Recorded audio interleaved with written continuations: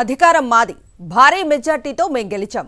మాకు పోలీసులు గులాంగిరి చెయ్యాల్సిందే, అధికారులు మేం చెప్పినట్టు చేయాల్సిందే, రూల్స్ గీల్స్ ఏమీ చెల్లవు, మేం ఏమనుకుంటే అది చెయ్యాల్సిందే. ఈ మాటలు ఏపీలో కూటమి ఎమ్మెల్యేలు మంత్రులే కాదు, ఏకంగా వాళ్ళ కుటుంబ సభ్యులు కూడా చెప్తున్నారు. ఏపీలో రెడ్ బుక్ రాజ్యాంగం మహిమో ఏమో అధికారులు, పోలీసులు, మంత్రులు, ఎమ్మెల్యేలకే కాదు వాళ్ళ ఇంట్లో కుటుంబ సభ్యులందరికీ జీ హుజూర్ అనాల్సిన పరిస్థితి వస్తోంది.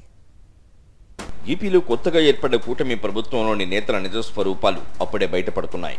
ప్రజలు ఎమ్మెల్యేలకు ఓట్లేస్తే అధికారం మాత్రం ఎమ్మెల్యేలతో పాటు వాళ్ళ కుటుంబ సభ్యులు కూడా చలాయిస్తున్నారు. అధికారం చలాయించడంతో ఆగడం లేదు. అధికారులను, పోలీసులను, సాక్షాత్తు ఐఏఎస్ అధికారులను సైతం రాజ్యాంగేతర శక్తులుగా మారి శాసిస్తున్న పరిస్థితి నెలకొంది. అన్నమయ్య జిల్లా చిన్నమండెం మండలం బోడిరెడ్డిగారిపల్లెలో మంత్రి రాంప్రసాద్ రెడ్డి సత్యమణి హరితారెడ్డి వైఖరి ఇప్పటికే రాష్ట్ర వ్యాప్తంగా దుమారం రేపింది.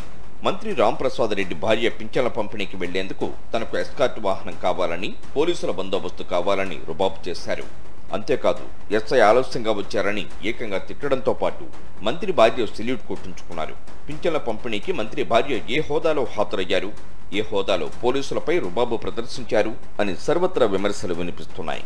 ఆమె అత్యుత్సాహం చూసి టీడీపీ నేతలు కూడా అడ్డంగా దొరికిపోయామని డ్యామేజ్ కంట్రోల్ కోసం చంద్రబాబు మందలించినట్టు లీకులిచ్చుకున్నారు. అయితే అసలు మంత్రి భార్యకి పింఛన్ల పంపిణీకి సంబంధం ఏంటంటూ ప్రజలు ముక్కున వేలేసుకుంటున్నారు.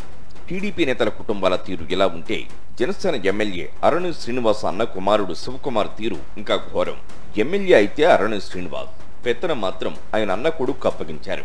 రాజకీయంగా పెత్తనం అప్పగిస్తే అప్పగించవచ్చు, కానీ ఏకంగా రాజ్యాంగేతర శక్తిగా మారి సమీక్షలు చేస్తున్నారు. ఏకంగా తిరుపతి కార్పొరేషన్ కార్యాలయంలో ఐఏఎస్ అధికారి కమిషనర్ అతిథి సింగ్ సమక్షంలో ఏకంగా కార్పొరేషన్లోని అన్ని విభాగాల అధికారులతో సమీక్ష చేసేశారు.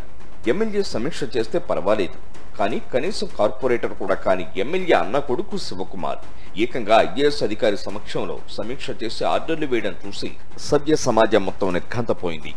ఆంధ్రప్రదేశ్లో పాలన నెల రోజుల్లోనే ఎలా సాగుతోందో చెప్పడానికి ఈ ఘటనలే ఉదాహరణలంటున్నారు. ప్రభుత్వ ఉద్యోగులు, పోలీసులు, ఎమ్మెల్యే కుటుంబ సభ్యుల చేతులు అవమానాలు పడాల్సి వస్తుందన్న చర్చ సర్వత్రా సాగుతోంది.